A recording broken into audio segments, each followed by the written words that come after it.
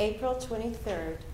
During my shower, to avoid thinking about this lump, this new part of me I've just discovered, I try to decide what to wear out tonight with dinner. Black leggings, a long silver sweater, black suede boots. Okay. It is not a large lump. It is a little bigger than the one I found 2 years ago.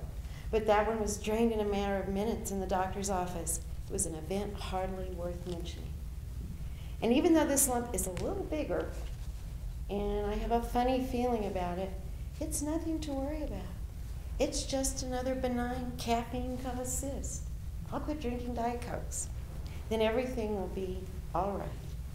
Besides, no woman in my family has ever had breast cancer, and I won't be old enough for a mammogram for 1 year, and you have to be old enough for a mammogram to be at risk for breast cancer, don't you?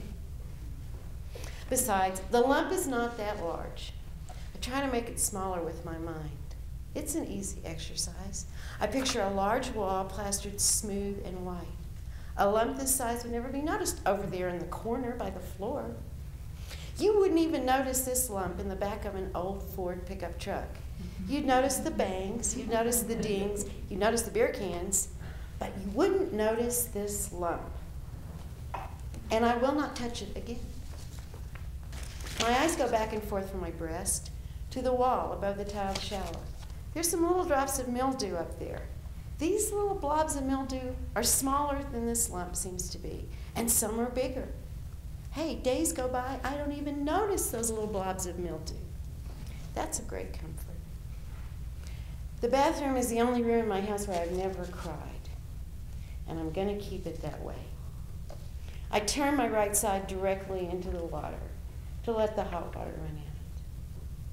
And I fight to keep the promise not to touch the lump. And I lose it. And I touch it. And I touch it again. And it's still there, undissolved, right beneath my skin. And the running water turns warm, tepid, cool, and cold. May 2nd. 2 weeks ago in El Paso, I got red cowboy boots. And I've wanted red cowboy boots since I was 10 years old. And now I have red cowboy boots. And I wore them to the doctor today for the first time. And I wore my long yellow sweater. And my legs are long and slim and denim and red leather. And the sweater looks great. And my hair is long too. Long and curly and shiny and red, like my cowboy boots. And I see my reflection in the door of the medical building. And I think, I don't need luck.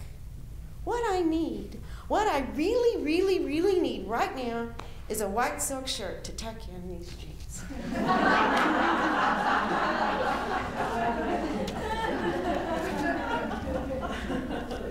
May 5th. Malignant, adjective, pathological, tending to produce death, from to act maliciously. Synonyms: malevolent, malicious, mean, spiteful, venomous, deadly, lethal, poisonous, toxic. Today is the second time I've seen the doctor. I went to outpatient surgery wearing gray sweats and Reeboks. In a little room, I was given a green cotton wrapper. Then they told me to sit in a green recliner. And I waited for 45 minutes until 2 nurses came and put me on a gurney. They wheeled me through 2 green hallways. The operating room was green too. Very cold and very, very green. This whole hospital is green. I'd asked them if I could stay awake. I wanted to watch. They let me. Last night I'd made little notes on yellow Post-its and attached them to my right breast. One said, "Please use sharp, clean instruments."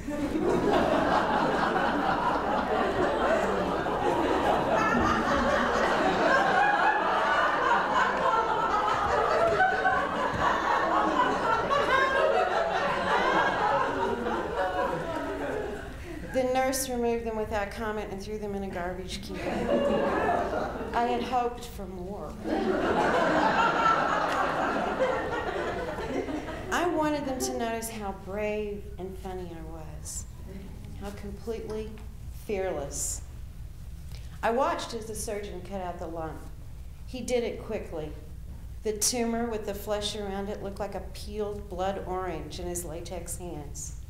It looked almost as big as my fist. Then I looked at the surgeon and I said, "Why don't you just send that up to pathology?"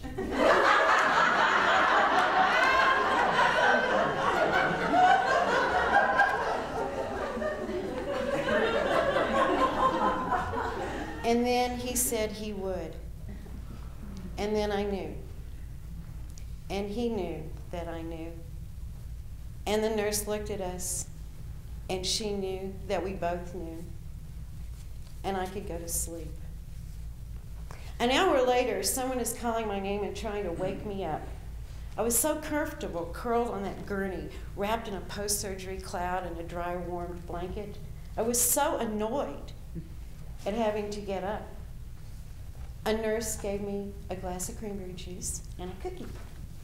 She helped me with my clothes.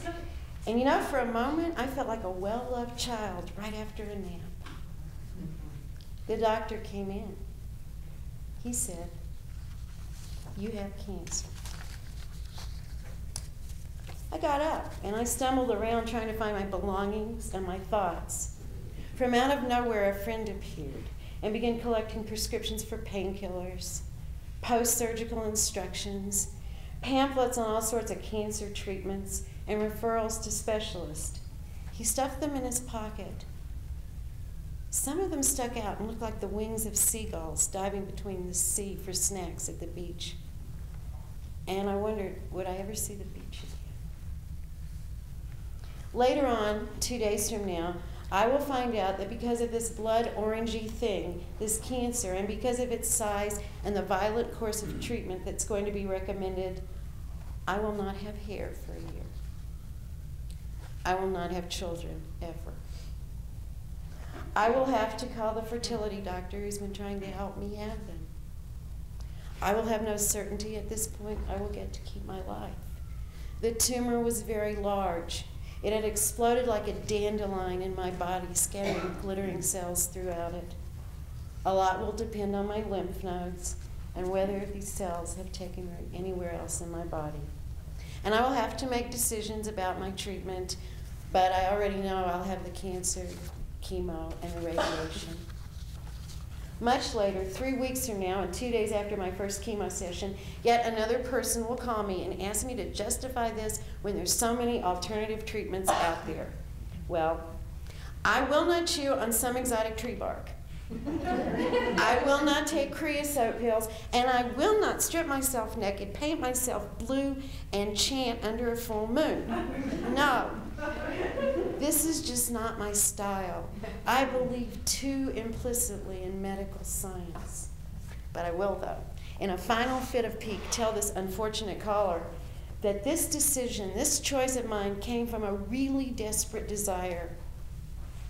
If I do not survive, if I do die, I do not want my last words to all my loved ones who are with me in that moment to be, "Damn, I wish I'd had that chemo."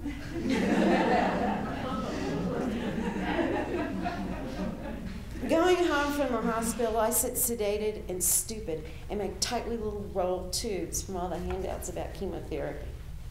Hours later, after I'm home in bed, I prop myself up and I try to read them. There's a phone over there by the nightstand. I'm just waiting for it to ring. I'm waiting for the night pathologist, if there is such a person, to call the doctor and tell him about the horrible mistake the day pathologist made, that somehow my biopsy slide got mixed up with this poor person who actually has cancer. The phone never rings. The little booklet about chemotherapy is on the floor. I tossed it there after reading through it for descriptions of drugs I would probably be given. Since I didn't know their name yet, I read about everyone that would make me bald and sterile. Then I threw it on the floor. My red cowboy boots are sitting out by the closet door. I haven't had time to put them away yet. And this is just the beginning of chaos and disorder. And they don't look lucky. They look just like red cowboy boots.